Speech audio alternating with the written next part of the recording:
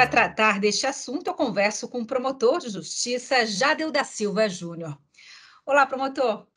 Então, o cidadão que sofreu algum tipo de violência, quais os seus direitos? O cidadão que sofreu, diretamente a violência, nós chamamos de vítima, mas há também as vítimas, reflexas, as vítimas ou vítimas indiretas, que também sofrem com os efeitos da violência. E há algum tempo atrás, eu diria, essas pessoas, essas vítimas, sempre, tiveram um papel meramente periférico, secundário, no sistema penal e também pelos próprios órgãos do Estado. Era conferido a essas vítimas, ou à vítima de forma geral, um papel de objeto ou meio de prova e não como sujeito de direitos. O próprio Estado, ao invés de assisti-la no momento posterior ao crime, causava-lhe ainda mais sofrimento, criando aquilo que nós chamamos de processos de revitimização. Além disso, além de afastá-la da própria dinâmica processual, sobretudo do seu desfecho, deixava a vítima alheia a todo tipo de direitos. Direitos, por exemplo, e que nós temos defendido aqui no Ministério Público, de forma enfática e com interlocução também com outros órgãos e outras instituições, no sentido de nós implementarmos esses direitos às vítimas. O direito de ser ouvida, o direito a um tratamento digno, direito à informação, direito ao apoio jurídico, direito ao ressarcimento e restituição dos seus bens, enfim, direito aos serviços de apoio, como os serviços psicossociais, por exemplo. Esses são alguns direitos dos quais muitos outros decorrem desses direitos, mas esses são os mais estruturais, eu diria assim, dos quais o Ministério Público se compromete a atender e garantir o acesso à vítima, junto também com essa aproximação com outras instituições do Estado e instituições privadas. Promotor, e quais órgãos o cidadão deve recorrer?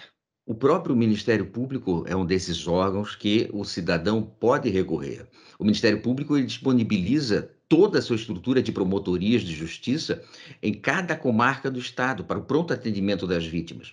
Oferece ainda canais de comunicação que podem ser encontrados na página do Ministério Público na internet. Esse contato também pode ser feito pelo aplicativo Catarina, também disponibilizado na página do Ministério Público.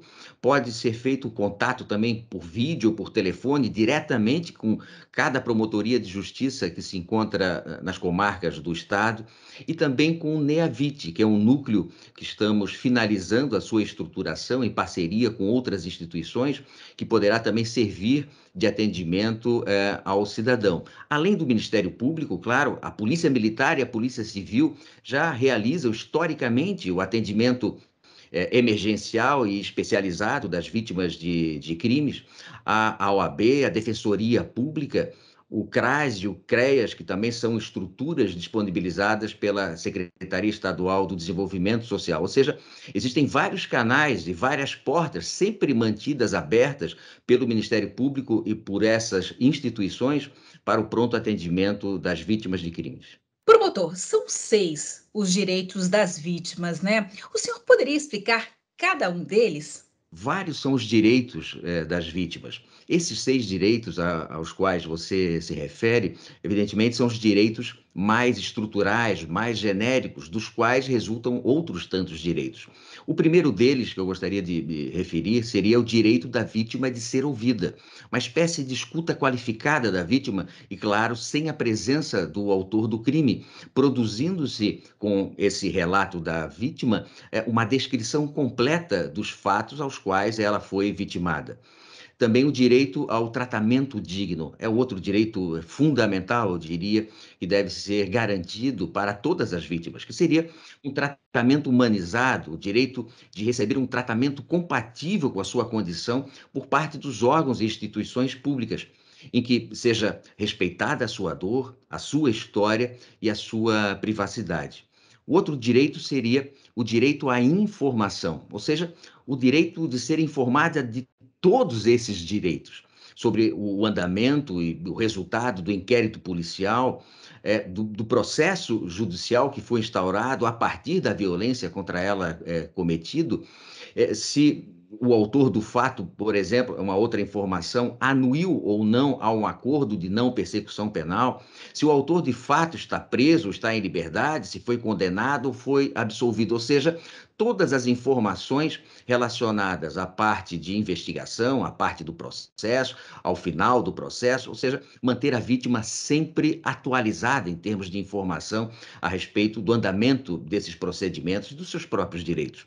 Direito ao apoio jurídico seria também de fundamental importância, um outro direito que deve ser garantido à vítima, que seria o direito de receber consulta e assistência judiciária gratuita, como é exemplo o artigo 27 da Lei Maria da Penha, em que garante à vítima que seja acompanhada desde o primeiro ato do inquérito policial por um advogado ou um defensor público, mas também um apoio jurídico nos atendimentos pelo Ministério Público, apoio jurídico no sentido de se prestar informações também jurídicas à vítima desde o início das investigações ou até mesmo antes de se iniciar qualquer investigação, para que a vítima tenha um cenário completo dos seus direitos.